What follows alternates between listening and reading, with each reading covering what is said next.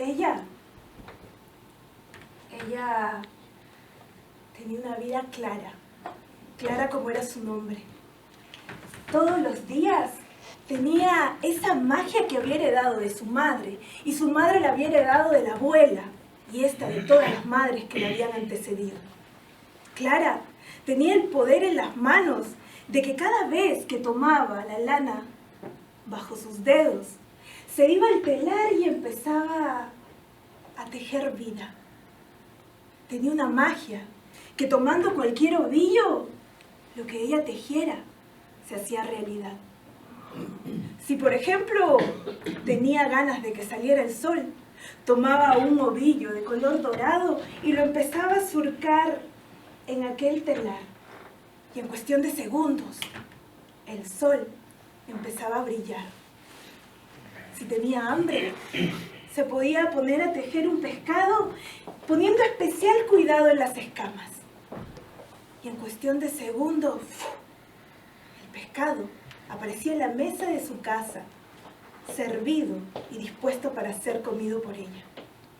Si tenía sed, tomaba algunas lanas copiosas y en cuestión de segundos el vaso se llenaba de la leche más pura y fresca.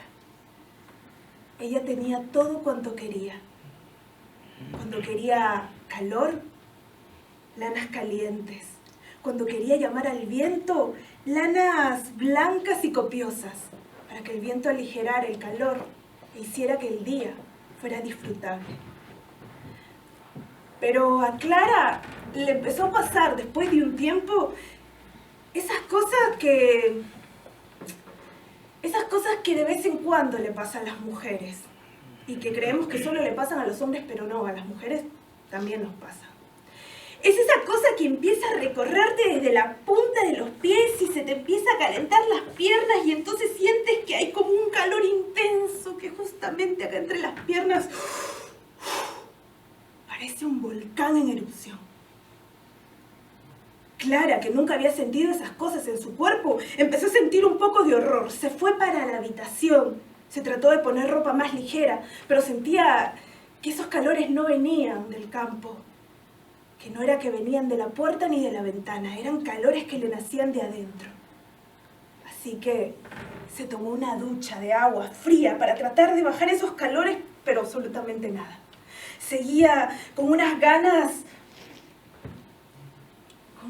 de estar acompañada. Decidió que quería tener marido. Quería saber lo que era que venga alguien y apague ese fuego con un abrazo. Que venga alguien y te vuelva a encender con tan solo una caricia. Y como ella sabía tejer, y todo lo que tejía se hace realidad, lo empezó a tejer a él. Lo empezó a hacer tal y como siempre lo había soñado. Escogió unas lanas oscuras, negras intensas, y empezó a tejer el oscuro de sus zapatos. Luego, tomando unas lanas de color marrón, empezó a tejerle las piernas. Empezó a poner especial cuidado con cada detalle que ella quisiera. Y le puso unos músculos definidos, todos definidos. Llegó al pecho y empezó a hacerle una camisa blanca de campo, el rostro perfecto, los rasgos fuertes, brazos potentes. Y para que no se lastimase con el sol, le tejió un sombrero de ala ancha. Y en cuestión de segundos, aquel hombre empezó a existir. Y sin pedir permiso, abrió la puerta de su hogar y entró en su vida. Clara, cuando lo tuvo delante de ella, no lo podía creer. Era perfecto, tal y como lo había tejido, tal y como lo había soñado, tal y como había deseado. Y él, en tan solo una estirada de brazo, la tomó por la cintura y la empezó a besar. Clara sintió que esos calores fueron bajando, pero al mismo tiempo entraban en ebullición. Clara y él, esa noche, se tejieron una y otra vez. Ella por esa noche se olvidó del telar. No quería ser tejedora, quería ser esa noche lana para tejerse al lado de su hombre. Y tanto se tejieron que la noche quedó chica y llegó el día. Y ella soñaba con todos los hijos que tendrían juntos, con toda la familia, con los amigos, con los viajes, con todas las cosas que compartirían. Y él, a todo lo que ella le preguntaba, le decía que sí. Que tendremos hijos, sí. Que viajaremos juntos, sí. Y que siempre estaremos unidos, sí. Y ella era feliz. Un tiempo. Porque al poco tiempo, él descubrió el poder del telar y la magia de sus manos. Y una vez que supo eso, aquel secreto, no volvió a ser el mismo. Empezó a cambiar con actitudes y empezó a volverse cada vez más exigente. De tal forma que un día amaneció y empezó a mirar la casa y le pareció poca cosa. Me parece que esta casa es muy pequeña para dos. ¿No dices que quieres tener familia? Quiero otra casa. Y Clara mirando a su marido le pareció justo.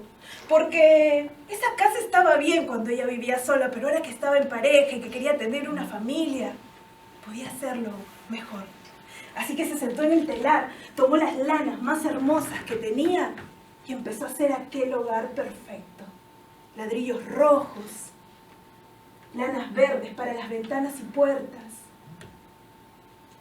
Y empezó a hacer un tejado de doble agua para que cuando lloviera las gotas cayeran sin dificultad. Y en cuestión de segundos, la casa empezó a existir. Su marido, al ver todo eso, se quedó impactado. Se puso contento y hasta la felicitó. ¡Ja! Veo que te has esmerado, Clara. Me gusta la casa. ¿Pero para qué tener una casa si podemos tener un castillo?, le dijo. Y en cuestión de segundos empezó a decirle que quería un castillo digno de la mejor monarquía del mundo. Que quería un castillo hecho de piedras con terminaciones de plata. ¡Ay, quiero que tenga muchas puertas, muchas habitaciones, porque el castillo que se respete tiene que tener lujos y detalles! Clara, al escuchar a su marido, le trataba de explicar que capaz la casa estaba bien, pero él le decía, ¿no dices que me amas? Y ella recordaba que sí, que lo amaba, y que lo iba a hacer por amor, y que le iba a demostrar que todo se hace por amor. Así que nuevamente fue al telar, empezó a buscar las lanas que cumplieran con los requisitos que él pedía. Empezó a tejer aquellos ladrillos, aquellas rocas que sirvieran de cemento. Empezó a buscar hilos plateados para que los bordes fueran perfectos. Y pasaban semanas, pasaban meses, y ella seguía tejiendo. Había noches y días que las manos le sangraban, pero no paraba de tejer, porque por amor se hace todo.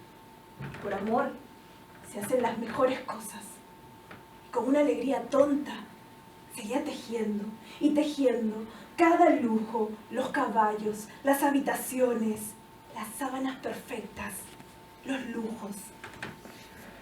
Una vez que lo tuvo terminado, ella misma, al girar la cabeza, no lo podía creer. Un castillo tan perfecto, tan hermoso.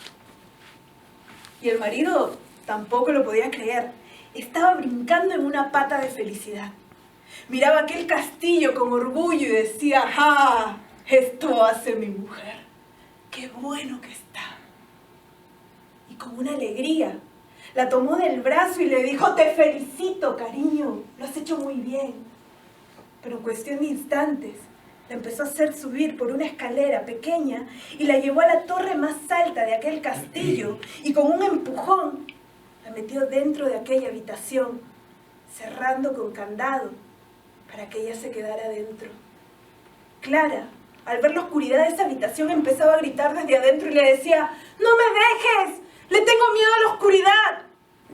Y él él sin ni siquiera girar a hablarle, le decía: lo hago porque te cuido, para que nadie sepa del telar ni de tus artes. Y la dejó ahí, pero dándole algunas indicaciones más. No has hecho los caballos. Tampoco he visto que hayan joyas preciosas, y castillo que se respete tiene joyas. ¡Ponte a hacerlo de una vez! Clara, escuchando a su marido y mirando su telar, empezó nuevamente a buscar lanas y empezó a buscar detalles. Empezó a idear nuevos planes para que ese castillo fuera más perfecto. Pero tejiendo y tejiendo, llegó el tiempo en que ella se sintió sola, más sola que nunca.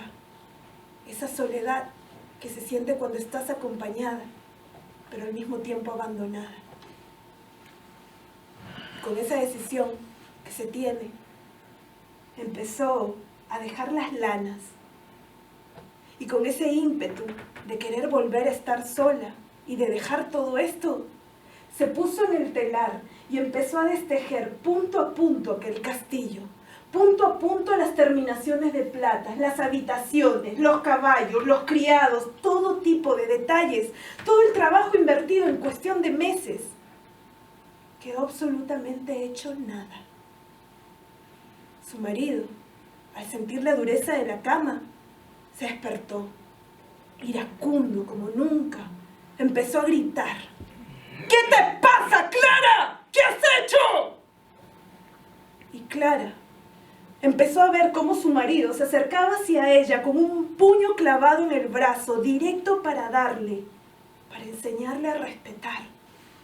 Y Clara, corriendo hacia el telar, empezó a destejerlo a él también.